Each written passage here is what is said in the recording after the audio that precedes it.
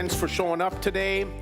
Appreciate your civic engagement and your involvement in our committee. And again, as always, I'd like to save questions and comments till we get through all the testifiers for that particular bill, unless it's really something pressing for that particular testifier. So with that said, Senator Mohamed, are you ready?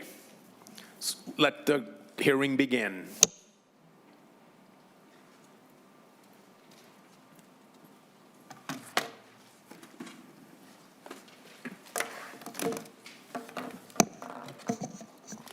Thank you, Chair Swadzinski and members of the committee. It's good to be here with all of you.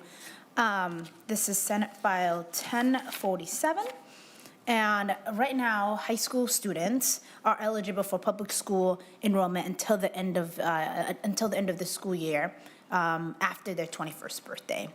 What this bill would do is it would temporarily modify student admission provisions to allow high school students to continue to be eligible for public school enrollment until their 21st birthday and the end of current school year. It would provide an additional year of eligibility and allow students for the current school year and next year, 2023, 2024, to continue to attend their public school and successfully graduate. Members, distance learning had a profoundly negative impact on English learning, English language learners and special ed students.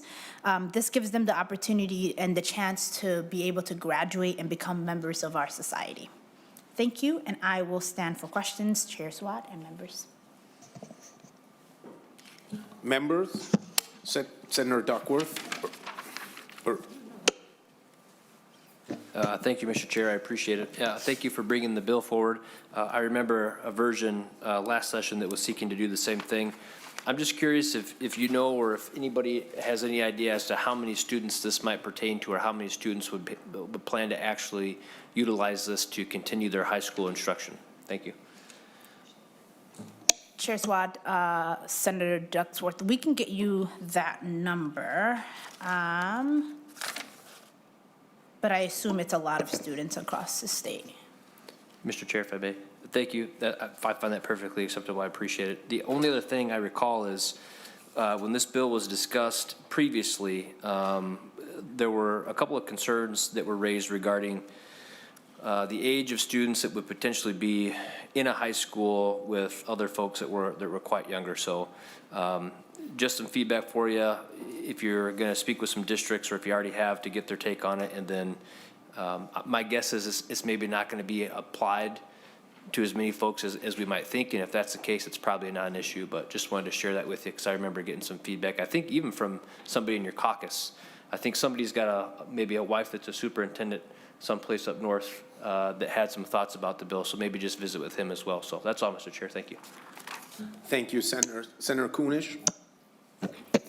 Thank you, Senator Mohamed, for bringing this forward. I think it's important, especially as we are coming out of the last couple of years of interrupted education. And of course, there were, there are going to be students that were disenfranchised, that kind of got lost in the shuffle of all of the pandemic and online learning and those sort of things. So I think it's important that we provide an opportunity, an alternative opportunity.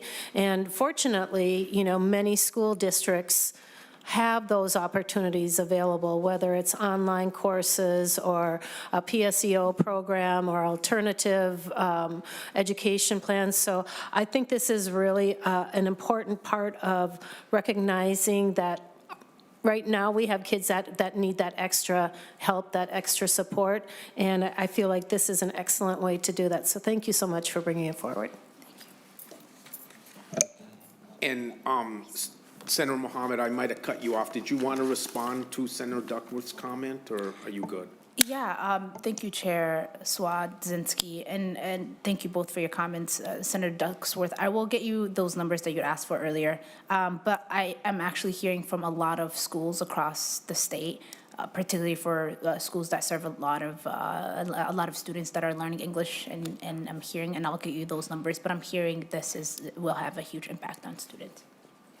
Senator, I think those numbers are forthright. We got them for you.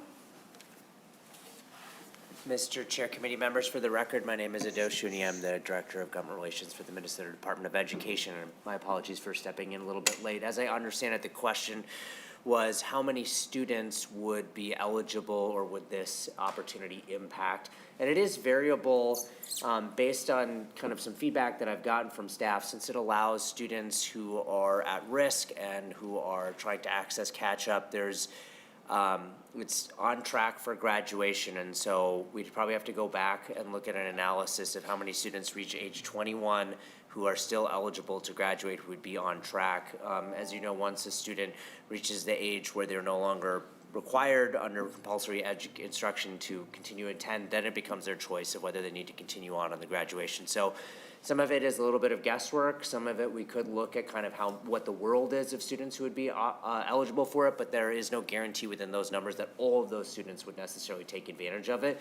But I think maybe to Senator Kunish and Senator Mohamed's point is that it provides the opportunity for that, but it would be trying to identify that world. And then we would be looking, I believe it's for 2 school years, so we'd have to continue to look at that as well. But I understand, I'm not sure if there was a fiscal note requested yet, but I imagine that would be part of the analysis if that was requested as well.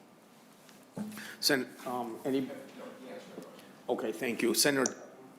Thank you, Mr. Chair, and thank you, Mr. Uni. Just a quick follow-up then. So to be clear, if a student chooses to stay enrolled beyond what they might typically, because they're eligible for that free education, the district would still get their per pupil funding for that student. Is that correct? Mr. Chair, Senator Duckworth, as I understand under the analysis from our school finance team, that the student would generate average daily membership and be eligible to generate extended time ADM as well. Very good. Thank you, Mr. Chair.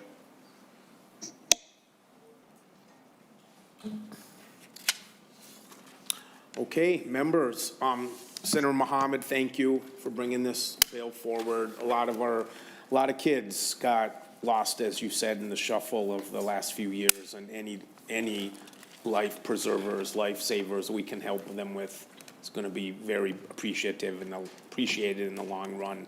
So thank you for bringing this bill forward. Senator Kunish, would you make a move? Yes, Mr. Chair. I make a motion to refer this to Education Finance. All those in favor say aye. Aye. All those opposed? Motion carries. Thank you, Senator.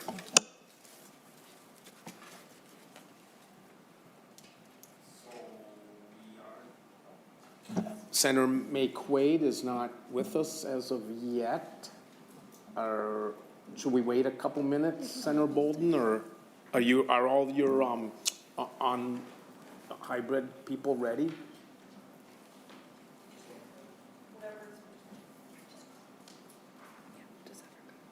Okay, Senator Boldon, if you don't mind going, that'd be great. Thank you.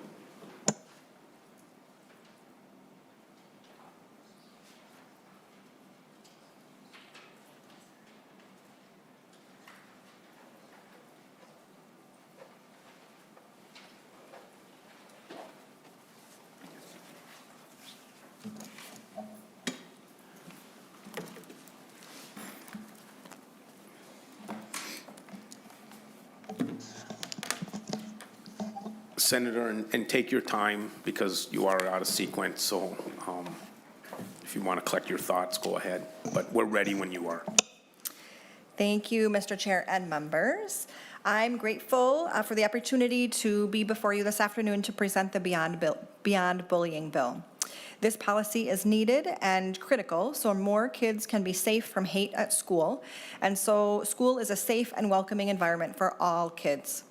I'll say the subject matter can be heavy, and the trauma from the conduct this policy seeks to address runs very deep.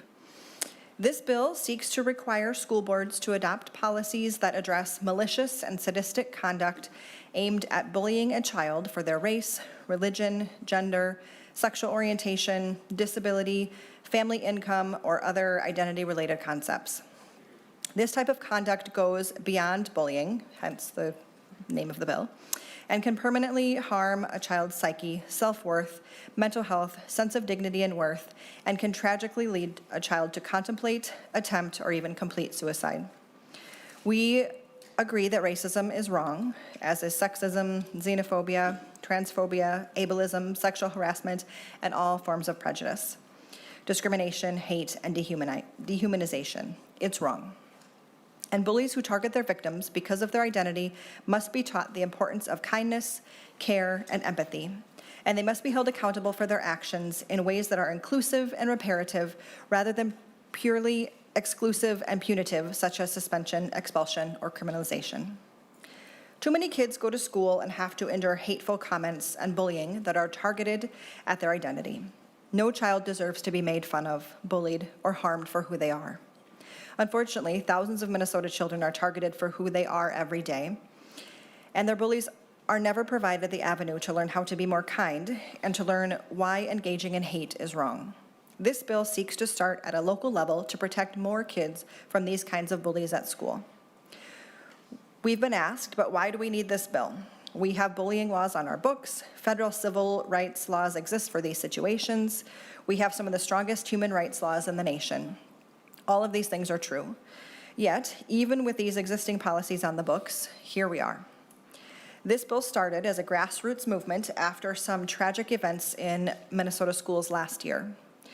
This bill, out of these conversations and devastating stories came a strong coalition of youth and supportive grown-ups who made it their mission to do their part to intervene. That is the bill that you see before you today. I'll just note that this bill received a hearing in the other body last year, quite a lengthy hearing that had many, many stories from children across the state relaying stories, their experiences, the bullying that they have endured. And I encourage you to go back and watch. It is powerful and moving testimony. And we'll hear some of those today as well. Some of you may know that MSBA creates model policies to be implemented by school boards to centralize and support the need for evolving policies. MSBA has a policy that addresses much of what this bill touches on, and in some cases, it even goes further to protect more kids from diverse familiar systems. This bill bridges the disconnect between the existence of model policy and the requirement to implement it. MSBA is not an enforcing organization, but we in the legislature can do our part to ensure we codify into law that it is a requirement to adopt policies that specifically address the malicious and sadistic conduct happening in our schools. This must become a staple in our schools. We must set an example for future generations so they know that this conduct is not okay anywhere, especially in schools.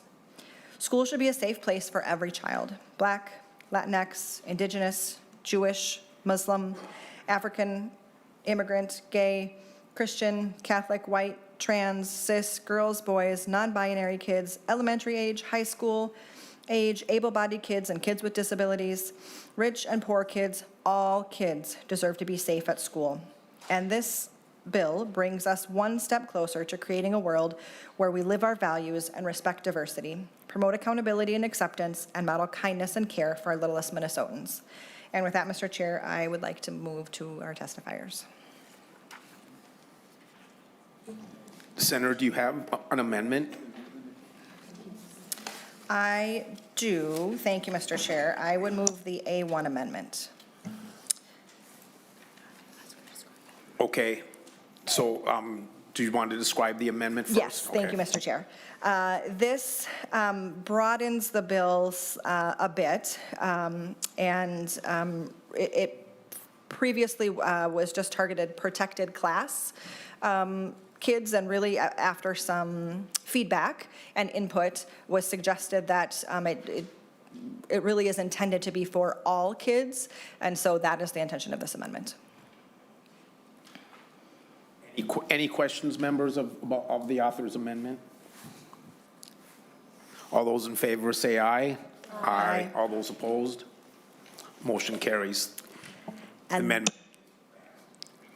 Mr. Chair, I would also move the A2 amendment. Would you care to describe the A2 amendment, author? Yes, I would be happy to. Thank you, Mr. Chair. This amendment also comes from feedback around including also independent contractors. And so initially, the bill was just intended to include school staff. And like I said, after some input, it was suggested that we also include independent contractors, which play a significant role in many schools. And we want this bill to be as inclusive as possible, so that is the intention of this amendment. Any questions or comments, members, to the A2 amendment? All those in favor of the author's amendment say aye. Aye. All those opposed? Amendment 2 carries. Senator, do you have testifier? Yes, Mr. Chair, I believe they are all virtual. Thank you. Okay, thank you.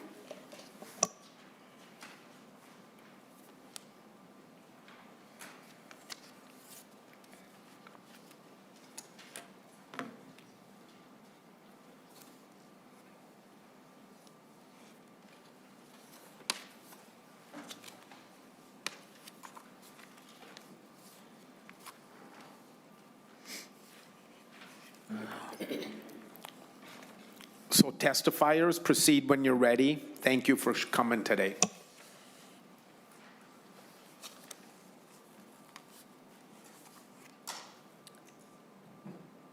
And you are muted.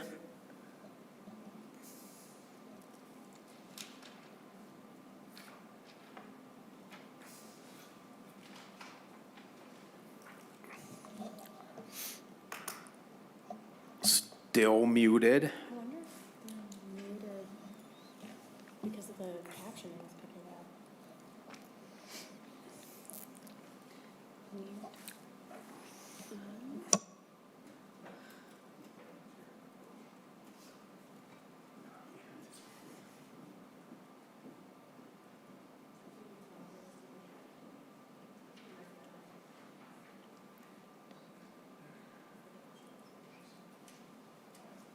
And this is on our end, I think, so be patient with us.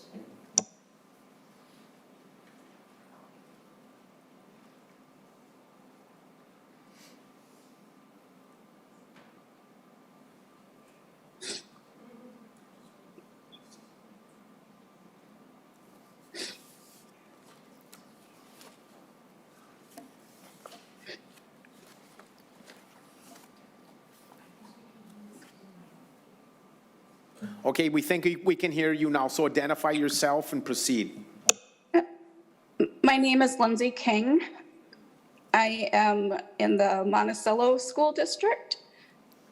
I'm not sure how all this works, so I just kind of wanted to say how much my family has gone through. We have a biracial family, and my boys have been treated horribly in this school district. Most recently, 14-year-old son was accused and suspended for supposedly vandalizing a bathroom for being in there for 9 minutes. They had no proof. They brought police in. I've asked repeatedly for the police, if the police are involved or if they need to talk with my child, to please call me so I can be there. That was never done. My son has been called a monkey. He's been called the N-word, and I don't feel appropriate saying that word, but I've been yelled at by the principal. His voice has been raised. There's been multiple witnesses to this. Will not allow me to talk or speak my mind, to ask questions. And I don't know what to do. My son doesn't feel safe. He's a 14-year-old mixed boy. He has curly hair, and he's like, Mom, if I straighten my hair, will I look more white? So they'll talk to me with respect. It hurts, and it's hard, and I don't want my children to go through this. I have 2 older boys that have been through the middle school in Monticello where a teacher shut the light off and said, oh, we can't see Jaden. Why? I have multiple incidents, and I need help. I need communication. I need someone to care. If we can't trust who's in our school districts and get the negative feedback from them, how are we supposed to be able to allow our children to be there and know that they're safe? I don't know. I don't know what else to say, because I could go on for hours with things that have happened. But I just please ask that something happen. Can this bill pass? Can people be held accountable for what they're doing and how they're treating people? Me personally, I have horrific anxiety, and this has brought back a lot of PTSD that I have to go now to the doctor. I have to ask for a doctor's note for my son to be able to go into a bathroom to pee. This is not acceptable. I don't know how much more to do or what I'm supposed to say. It's just very traumatizing, and no child should ever have to feel like this, have ever called names, have ever been yelled at by a principal or their parent, have been put down. And he's on an IEP, and they just continuously change it. They won't go through with what the IEP says. They just continue. It's been changed 3 times, and it's only February this year. And I have a meeting with this school today at 2:30. I don't know what to do, and I don't know who to trust, and I need some help from someone above, because the superintendent of the school is a good friend, I thought, and I've talked to him multiple times about things, and he keeps promising change, but there's no change. And he's getting irritated with me with this last situation with my son being in the school, that he allowed him to be in the school and said that there was activities going on, and he ended up in one bathroom for 9 minutes because he had to do a number 2, and one bathroom in 7 minutes because he had to pee later on. And they say that he vandalized and did all this. And now I have text messages from that superintendent saying how that he can play the victim. How is that supposed to be smart coming from a superintendent? Why would you even say that when I'm asking questions about what happened and there's multiple different answers? There was 3 boys involved, and no one has the same, they've been told all different stories. We're just confused, and we want things to be okay. We want to feel protected in a school district. Thank you. Thank you, and stick around if you can in case somebody has a question or comment specifically to you, and I'm sorry for what your family's gone through. Next testifier. Hi, my name is Jerome Richardson. It's really difficult to go after that, but I'm executive director of Minnesota Teen Activists, and Lindsay's story is just a very small fraction of the amount of things that come across our desk at Minnesota Teen Activists, which I'm sure many of you are familiar of the organization and the work that we've been doing, just particularly around, you may have seen school walkouts, you may have seen press conferences, school board meetings, just young people being engaged in the past, 3 or so years. And so that being said, I just wanted to echo a lot of things that Lindsay was saying, not only just from from the rural Minnesota area in greater Minnesota, but also in the urban Twin Cities. So we know that, issues like these are able to be tackled and more amplified when they happen, in St. Paul and Minneapolis. But I do know that a lot of youngsters of color go tremendously unnoticed in these rural areas. We can talk about Rochester, Duluth, Orono, Monticello, etc. And it's typically because, these places are very far right-winged and have polarized views about diversity, about Black people, about celebrating Black history. I know that, of course, the room right now is really not bipartisan, but to keep it a buck, honestly, these conflicting and political views have damaged young people at a tremendous level. It's okay if you want to be on the far right, on the far left, if you want to be conservative, if you want to be liberal, if you want to be whatever party you desire. But when it comes to damage young people, then you start to dehumanize humanity. You start to dehuman these young people because you are more concerned about your political views, and they overshadow the actual, sincerity and the humanity of these young people. So I would urge you and implore you to cast away your political views and whatever you may have been indoctrinated with, and really look at the child for who they are, right? Regardless of the color of their skin, if they're white, black, or whatever they may be. I think it's important that we understand that these children are suffering things at a very major level. And it's not only the adults in the classroom, but it's also the students in the classroom who are inflicting this trauma on one another, right? And so this bill is very important. I mean, at Minnesota Student Activists, just to give you an example, we've dealt with things like Islamophobia, where kids are pulling the back of young Muslim girls' hijabs, where teachers are denying them from being able to pray during the day. We've dealt with homophobia, where teachers are intentionally mistaking young students' gender because of their preference and because of their political views or however they're indoctrinated. We have racism, we have classism, we have xenophobia. There's all these things that are happening, but there isn't proper repercussions that are being implemented, right? We talk about human rights department and filing reports. How many times have we seen an actual result from these human rights department complaints, right? It's oftentimes some sort of resolution, and it doesn't even get to the point where it's a lawsuit or what have you. And so I just know that it's important that legislation on a statewide level, right? On a statewide level, to make sure to it that those who are living in smaller towns and smaller areas, smaller cities, also get the same attention and help that they're crying out for, as we see in St. Paul and Minneapolis, right? And so with that being said, I encourage you all to just really put aside your political views, your polarized views,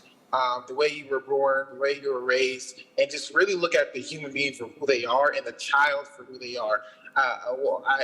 Even furthermore, I would say, look at that child as if it was your child. If it was your child, would you prioritize things that are not duly, respectfully into, the treatment that they're being treated in the classroom? And so, that's my final words. But otherwise, just continue to just strive to be sure to it that young people can experience the best opportunities in schools. And I can say that as a very fresh perspective. I just graduated from high school this summer or in May or June. And so I know I've been in the schools, I've been in my own experiences, but not every young person of color is as courageous and brave and as resilient as I am. And so don't look at me as if, if he can do it, they should be able to do it as well, because it's much more complex than that. And I'm only one of many few who are able to stand up against the oppression of our systems, of our people, of just this entire society, and push forward and say, enough is enough. We're sick and tired of being sick and tired. People should be able to live with their human rights without being constricted by the school system, by the superintendent, by the faculty, and by the classroom teachers and students in that classroom without being suffered from those things that they inflict on the students. So thank you so much for your time, and I yield.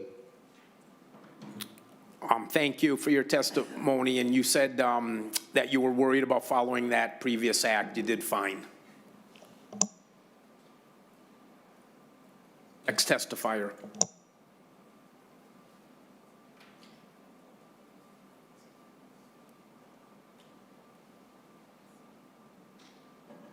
Ms. Dietrich.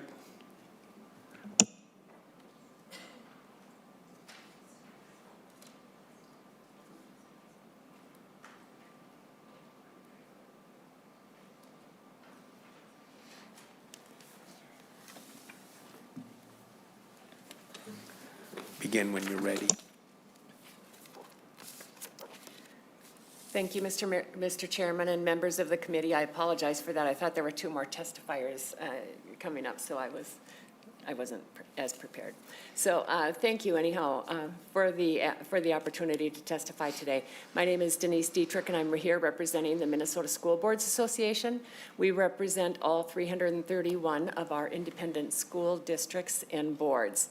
It is our mission to support, promote, and advocate for local school boards so that all students are valued and can achieve their potential.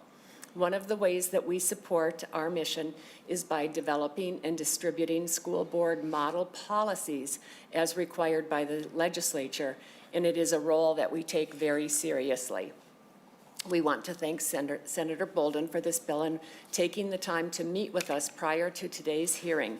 And we hope to continue working with her and the author in the House to, so that we can continue to support and continue developing ideas that support the students referred to and testifying on this bill. So my comments today by no means diminish or disregard the trauma that these students have experienced and that this bill intends to address. And in fact, on behalf of the Minnesota School Boards Association, we apologize for those occurrences. But because this bill refers to a school board policy, I thought it was important that we get up and point out that on line 1.11 of the bill, it requires school boards to adopt a written policy. And we just thought it was important that we point out that we already have an existing policy, number 413, which is in your packets. And its purpose is to maintain a learning and working environment that is free from harassment and violence on the basis of race, color, creed, religion, national origin, sex, age, marital status, status with regard to public assistance, sexual orientation, including gender identity or expression, or disability. So the MSBA Model Policy 413 actually goes beyond the protected classes. It is expected, this policy is expected, once distributed to the school districts, this policy is expected to be conspicuously posted, be in the student handbook, distributed to employees and independent contractors, discussed with students and employees, and reviewed annually. Minnesota laws and policies already protect students against the types of behaviors that we heard today, and we have for the previous year in regards to this bill. If legislators feel what is currently in law is not enough to protect these students, we have previously discussed some other options with the bill authors and would welcome the end of the students and would welcome the opportunity to continue those discussions.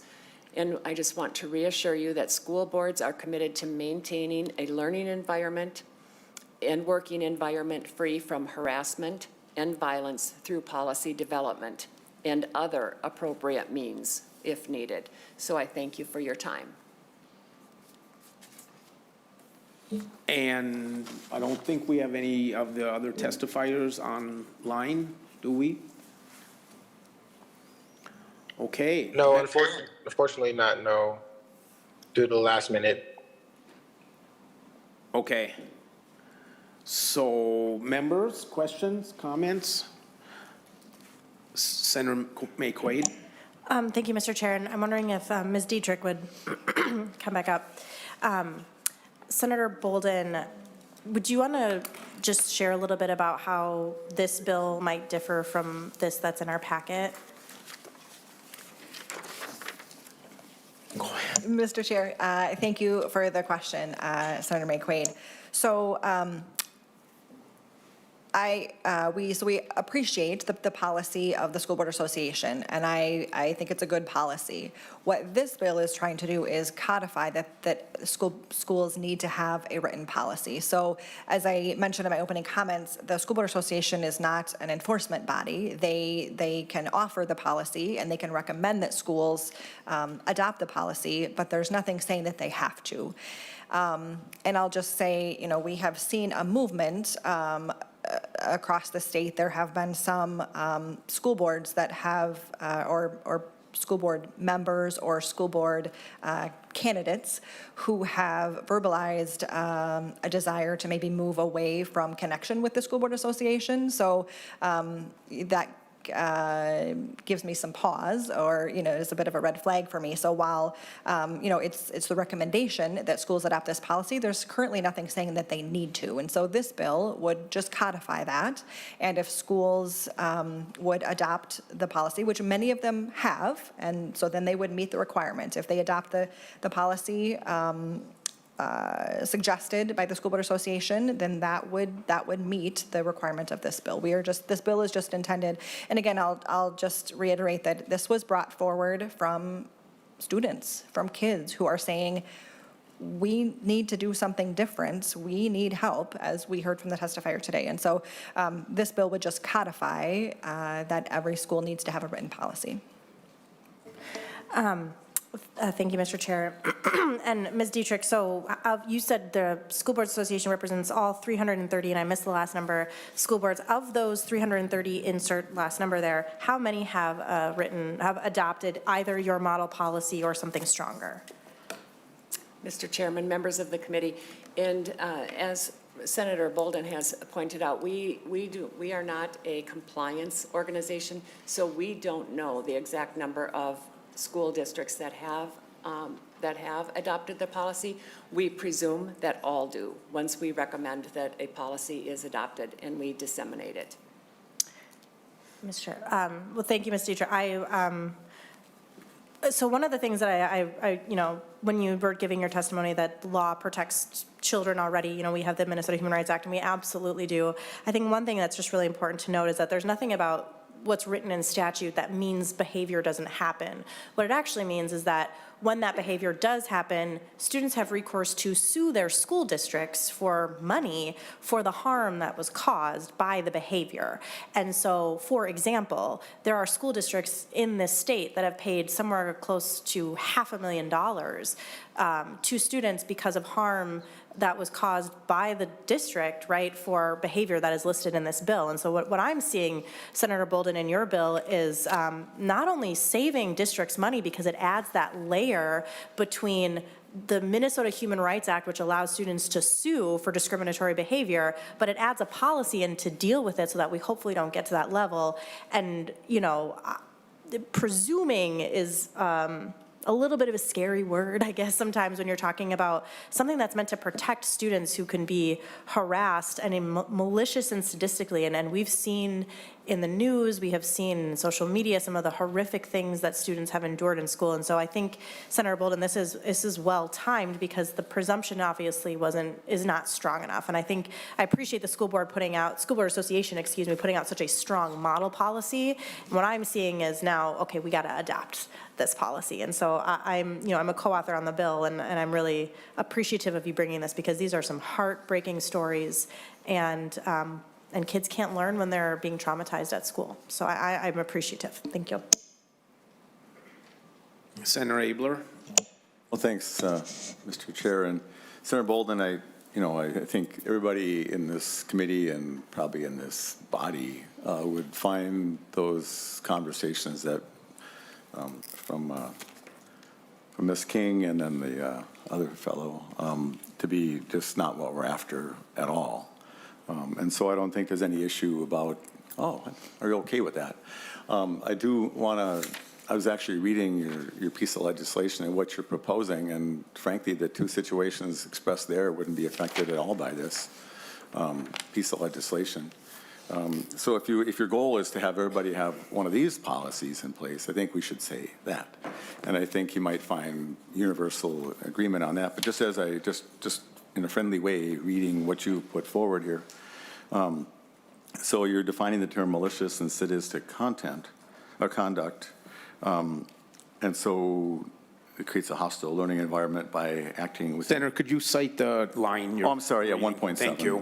Just the first paragraph, sorry. Creates a hostile learning environment, which I think perhaps could be true in the stories we just heard. Somebody acting with intent to cause harm by intentionally injuring another. A casual, foolish ignorant comment wouldn't hit the bar of your bill by intentionally, but with the intent to intentionally cause somebody to be harmed. But then it says injuring another, and I suppose emotional injury could be included in that, but it almost sounds like an assault. And then it says without just cause, and so actually on line 1.9 it implies if there is just cause, you can do that. And I don't think you mean that either. And then, or engaging in extreme or excessive cruelty or delighting in cruelty.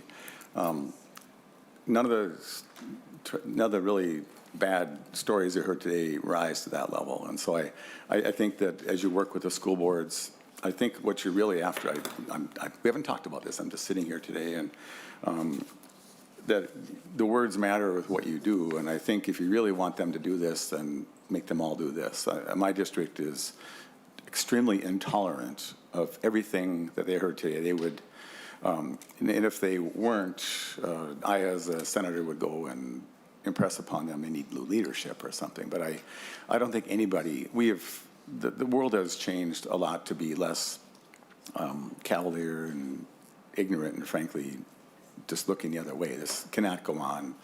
And so I support you in the intent. And so I'll be happy to work with you on to accomplish what you want to accomplish. Thank you and good luck with it. Thank you, Senator. Respond? Okay, Senator Kunish. Thank you. And this question is for Ms. Dietrich. I'm just sort of curious, of all the number of school boards, public schools, school boards, how many of those school districts or school boards actually subscribe to your organization and are willing to adopt your bullying plan voluntarily without legislation? Mr. Chairman and members of the committee, as I mentioned, we don't know the number of school districts that have adopted a certain policy, but we do assume, or would predict that all of them have, if they are mandatory policies, which that is. Senator Duckworth. Thank you, Mr. Chair. I appreciate it. I'm going to take a wild guess that every school district in the state has adopted a policy in regard to Minnesota statute section 121A.03, which requires that school districts adopt a sexual, religious, and racial harassment and violence policy that conforms with the Minnesota Human Rights Act and the Minnesota statute section 363A. And I think what's getting lost in translation here is that this is state statute to an extent, and what this bill would seek to do is simply add some protected classes. And to what Senator Abler and others have said, I don't necessarily think that's a bad thing. I used to be on a school board that would essentially copy and paste MSBA policies. They were that good, and we appreciated their help and their insight and their feedback on that, and I suspect many districts do.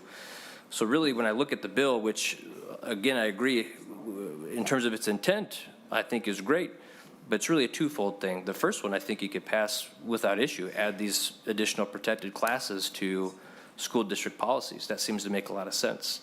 It's the second portion of the bill, and I think this is kind of what Senator Abler was zeroing in on, which is the words or the addition of malicious and sadistic conduct and how that's defined. I mean, it certainly sounds absolutely terrible, and I more than sympathize with students and folks that are going through or have experienced some of these issues in our public schools, and it's a travesty if it's occurring, and I hope it gets addressed. But again, as was mentioned before, that seems to be less of a policy issue and more of an enforcement issue. So I'm not sure if there's another way to go about ensuring it gets enforced in the way in which you would desire. So that's really all the commentary I would have is, we could simply make this about adding those additional protected classes. That's pretty simple to do. It drives the point home. As far as malicious and sadistic conduct and intent, things of that nature, that seems to complicate what would likely be a very simple policy that has to do with these words: discrimination, harassment, violence. So that's all I've got, Mr. Chair. Appreciate the intent and spirit of the bill. Just hoping to make it as easily implementable as possible. Thank you. Any other members?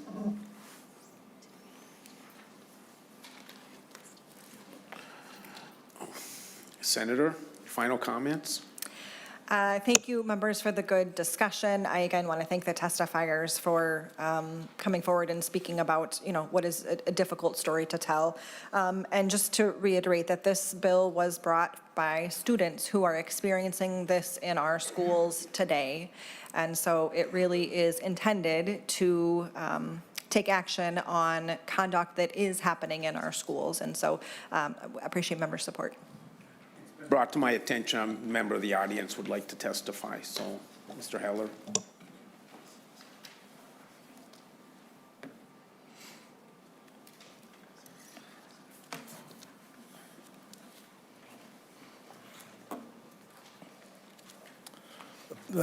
Thank you, Senate committee members and audience, for allowing me to testify today on Monday, the 27th of February. My name is Rick Heller. I officially represent the twice exceptional print disabled. The other lingo word could be unofficially represent the twice eligible. Come to speak on this Senate File 366. Interesting, Center for Applied Special Technology, CAST at Harvard, started in 1985. Mr. Rose was the founder 6 years ago, just before he resigned from, or should I say retired from that association. He did an informal apology for the word disability. The new word is variability. If you think about putting a disc on people's ability, you might consider this, what a disability is. As the deaf blind or deaf, though, they don't consider they have a disability.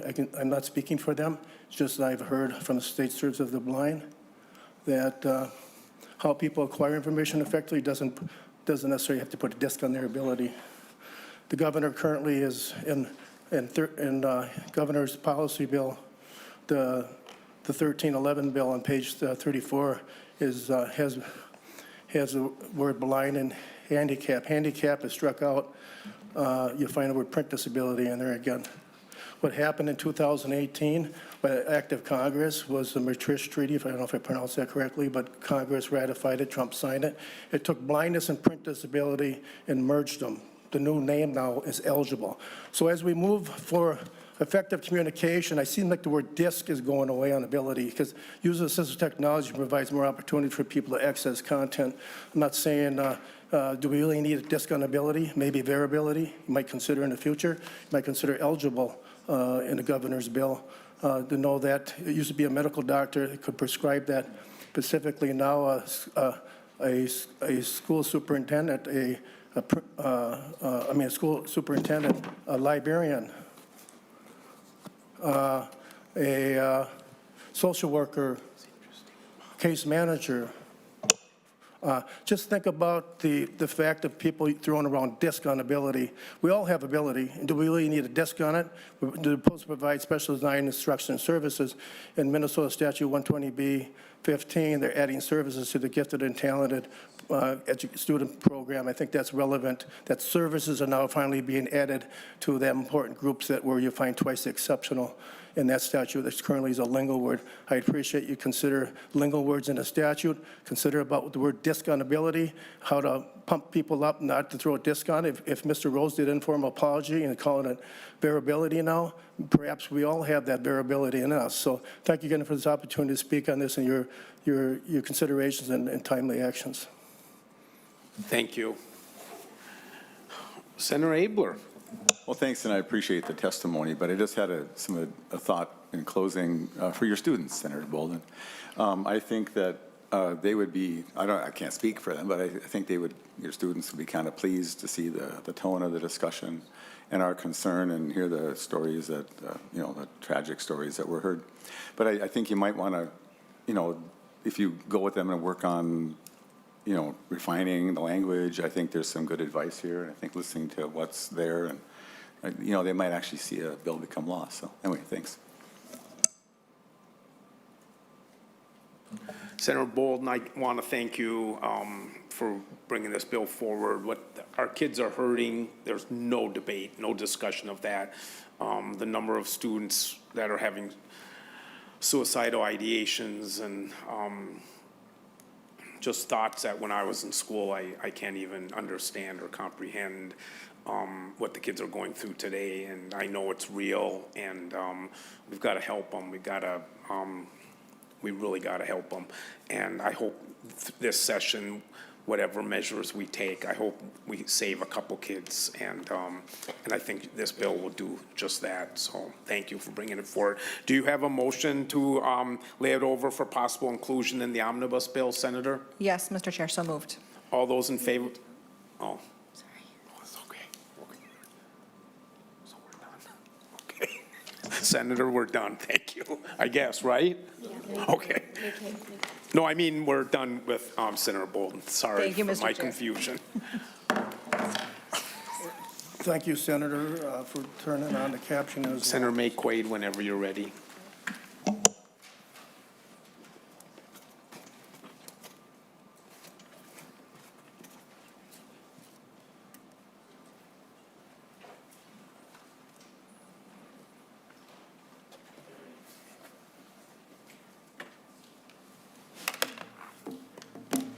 Whenever you're ready, Senator. Thank you, Mr. Chair. And Mr. Chair, I'd like to move Senate File 1024 before the committee. Thank you, Mr. Chair. So members, this is a rather short bill, but it has a really significant impact. In October of 2021, the Metro Deaf School was notified by the Department of Education that in order to comply with state statute, they had to update their admission policies to accept all students regardless of disability status. The Metro Deaf School primarily serves deaf, deafblind, and hard of hearing students, and this is a really, really critical learning environment that is language rich for deaf, deafblind, and hard of hearing students. And so this bill will update statute to essentially allow the school to exist and to allow these students to access these incredibly important, this incredibly important learning environment. And so it's so short that I will just read to you what it does. A charter school serving at least 90% of enrolled students who are eligible for special education services and have a primary disability of deaf or hard of hearing may have enrollment preference for students who are eligible for special education services and have a primary disability of deaf or hard of hearing. The charter school may not limit admission based on the student's eligibility for additional special education services. That is my bill. And Mr. Chair, I would like to offer my A1 amendment, if I can. The author offers the A1 amendment. Is it in our packets? Is it in their packets? I'm not sure, Mr. Chair, but it is technical and I can describe it. I apologize if that was not given to folks. Yeah? Thank you. Can I describe it to you? Yeah. Should we It's, wait till everybody's got a copy of it, or you comfortable? I'm comfortable describing Okay, it to you. go ahead. On page 2, line 34, after deaf, insert comma, deaf blind. And on page 3, line 2, after deaf, insert comma, deaf blind. This just updates the language to reflect how the deaf, deafblind, hard of hearing community refers to themselves, and so it just makes it accurate. All those in favor of the author's amendment, say aye. Aye. All those opposed? Thank you. Thank you, members.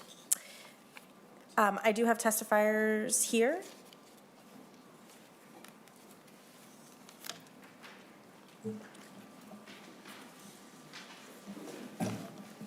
So identify yourself and sign in.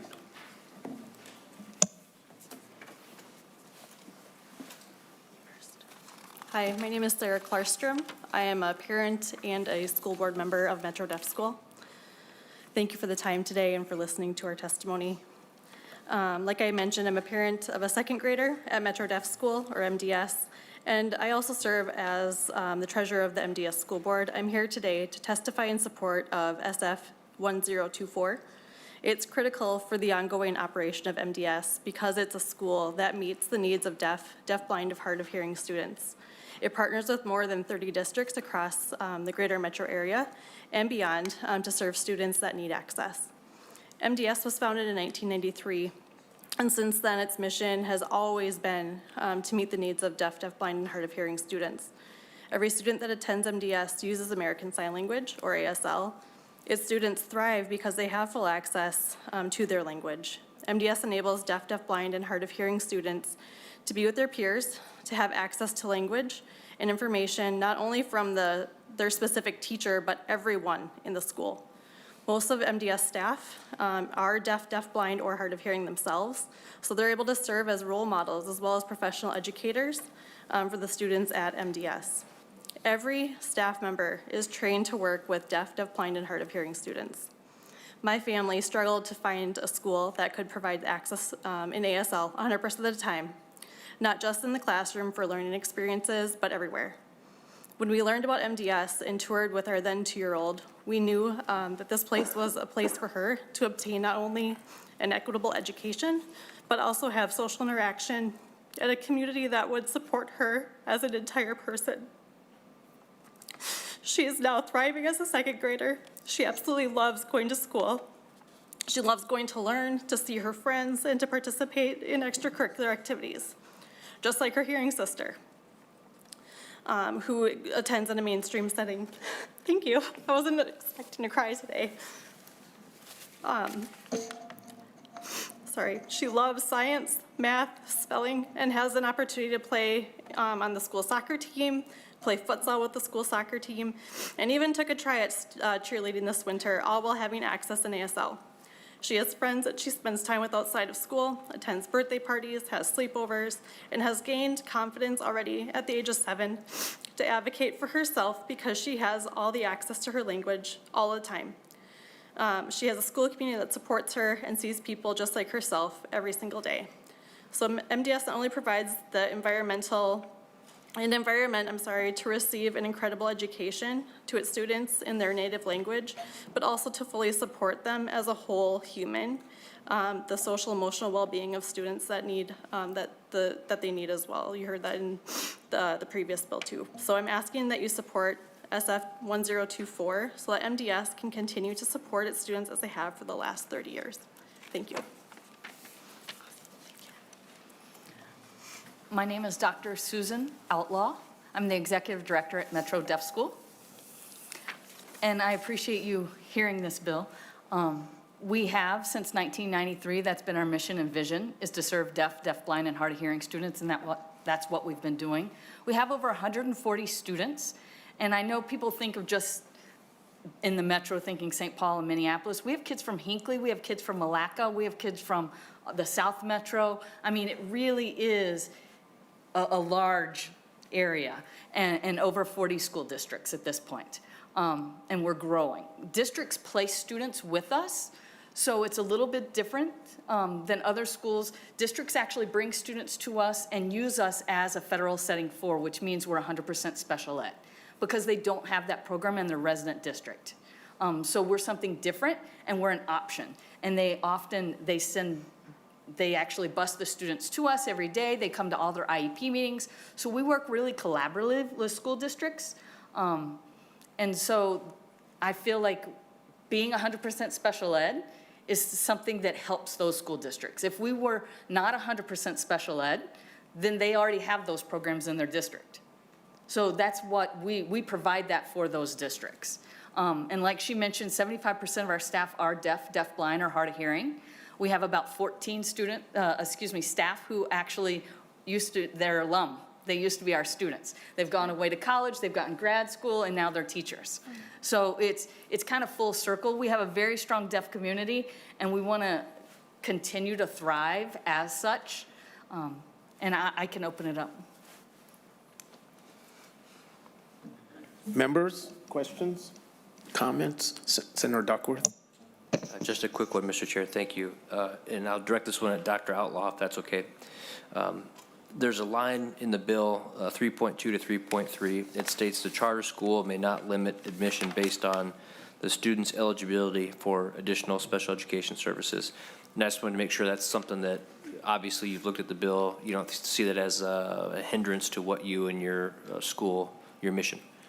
Correct. So all of the students would qualify for deafblind, or hard of hearing as one of their disabilities. It doesn't technically have to be their primary, but one of the disabilities. I know one of the letters you received, written testimony, did talk about a student we currently have who has ASD or other disabilities. And so we actually have staff that work with deafblind. We have staff who work with autism. We have staff that are licensed in those areas through Pelsby.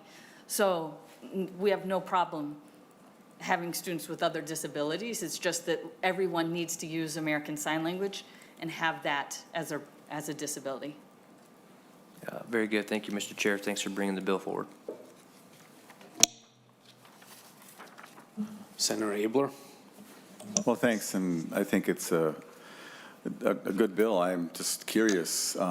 That we founded a charter school in 1994. We were the number 9, second year of the go-around, and I would often, I don't know, your school's been around a really long time as well, and I would comment along the way that, you know, you can't limit your enrollment to people who simply have some hearing impairment. Has there been a time when a person really wanted to go there who was not your target audience and they got to come? We have not had any parents or families with hearing children. We just want to keep our enrollment process the same. Oh, yeah. No, thanks. And I appreciate what you do, and I'm just so impressed with, you know, the parents. And from what I've heard, it's just really working well. And it's just nice to keep it that way. I'm glad that you haven't run afoul of that, but sometimes it's good to pass a law, and then you never have to worry about that. So anyway, thanks. Anyone else? Final comments before we make a motion? Yes, Mr. Chair, my one request is I'm going to make a motion that this be referred to general orders, primarily because, one, this was universally supported in the Senate last year. It was actually another chamber issue, getting it passed and signed into law. And because this letter came to MDS in October of 2021, I'd really like to get this done ASAP so that we can be sure that they're complying with the statute and also able to continue to serve their students. So that's my final comment and also the motion that I'm going to make.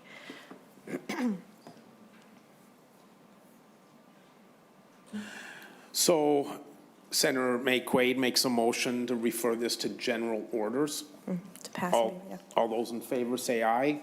Aye. All those opposed? Motion carries.